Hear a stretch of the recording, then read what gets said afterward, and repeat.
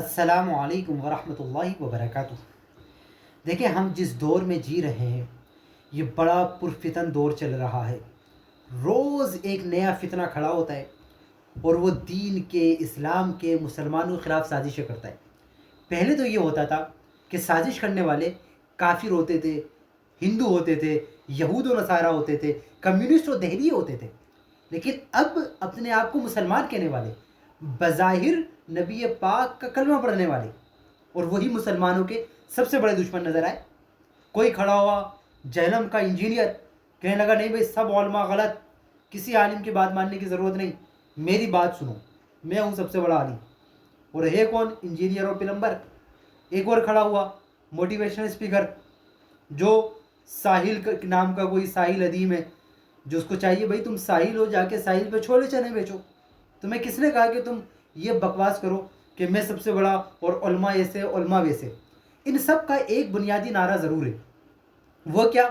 کہ علماء سے دور رہو، علماء کی نہ سننا، علماء کے قریب نہ جانا، ورنہ تم بھٹک جاؤ گے، بہک جاؤ گے، یہ تمہیں دین سے دور کر دیں گے۔ افسوس کی بات یہ، قرآن میں اللہ نے تو حکم دیا کہ علماء کے قریب رہو۔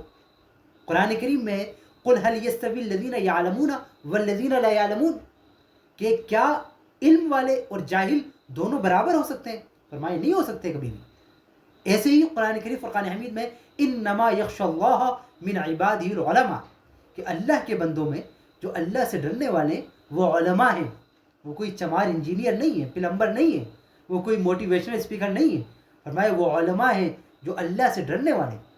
قرآن کریم میں فرمایا فاسألوا، تم پوچھو، اہل ذکر ان کنتم لا تعلمون، اگر تم نہیں جانتے تو اہل علم سے پوچھو۔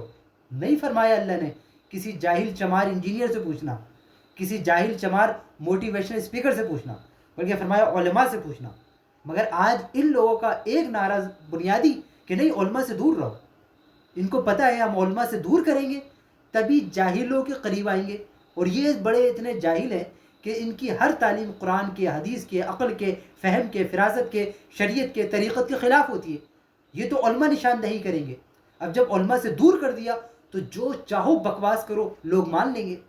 جیسا قادیانی دجال نے کرا، لوگوں کو علماء سے دور کرا، اور پھر اس نے کہا میں بہت بڑا عالم ہوں، لوگوں نے مان لیا۔ پھر اس سے پہلے بعد اور کہا کہ نہیں بھائی میں امام مہدی ہوں، لوگوں نے مان لیا۔ پھر اس نے یہاں تک کہہ دیا معاذ اللہ ثم معاذ اللہ میں نبی ہوں۔ اب وہ بتاتا کون؟ علماء۔ اب علماء سے تو پہلے ہی رشتہ کاٹ دیا۔ اب جاہلوں کو کیا پتا، ان کے سامنے جو چاہو وہ کہہ دو تو وہ تمہاری ہر بات مانیں گے۔ اب ایسے ہی چمار لوگ پیدا ہوئے کہ ورنہ اگر یہ واقعی مسلمان ہوتے تو کیا قرآن کے بعد بات کرتے قرآن کے خلاف؟ قرآن تو کہتا ہے علماء سے پوچھو، اور یہ کہہ رہے ہیں علماء سے نہ پوچھنا۔ تو یہی آپ سوچیں کتنا بڑا دین اور اسلام کے خلاف بکواس کر رہے ہیں۔ میرے آقا سرکار دو عالم صلی اللہ علیہ وسلم نے تو علماء کی شان بیان کی۔ نبی پاک نے ارشاد فرماتے ہیں علماء امتی کا انبیاء بنی اسرائیل، میری امت کے علماء بنی اسرائیل کے انبیاء کی طرح ہیں۔ العلماء ورثۃ الانبیاء، میرا آقا نے فرمایا نبیوں کے جو وارث ہیں وہ علماء ہیں۔ یہ نہیں فرمایا کوئی چمار انجینئر ہے، کوئی موٹیویشنل اسپیکر ہے، یا کوئی ایسا جاہل ہے، بلکہ نہیں، علماء ہیں۔ اب ہوا کیا، ابھی ایک میں نے دیکھا کچھ دن پہلے ایک کلپ، اس میں یہ کوئی ساحل ندیم نام کا نام یا ساحل ندیم یہ کہہ رہا ہے بدبخت کہ گدھا حلال ہے۔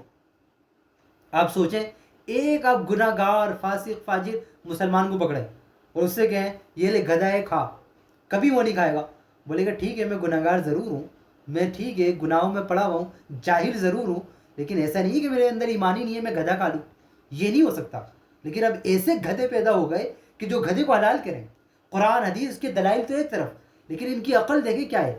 آج آپ ایک دیکھیں، ایسا جو ہمارے ادارے ہیں اس میں بہت سے کرپٹ بھی ہیں اور بے ایمان بھی ہیں، ڈسونس بھی ہیں، ہر طرح کی برائیاں ان میں، رشوت خور ہیں، سود خور ہیں، لیکن ان سے کہا جائے کہ اگر وہ دیکھیں کسی گدھے کو ذبح کرتا ہو تو وہ بھی پکڑتا ہے کہ نہیں یہ غیر قانونی ہے، یہ حرام چیز ہے۔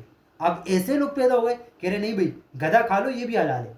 آپ غور کریں یہ وجہ کیا بنی کہ علماء سے دور کر دیا۔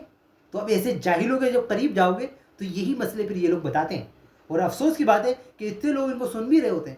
ارے ان پہ لعنت بھیجو، یہ چمار قسم کے لوگ ہیں، ان کو نہ قرآن پتہ نہ حدیث پتہ، ان کا مقصد یہ ہے کہ قرآن و حدیث کے خلاف بکواس کرنا۔ اگر ایسا نہ ہوتا تو کبھی بھی یہ علماء کے خلاف بکواس نہ کرتے۔ اللہ کریم ان کو تباہ کرے اور مسلک حق مسلمانوں کو ہمیشہ قائم و دائم رکھے۔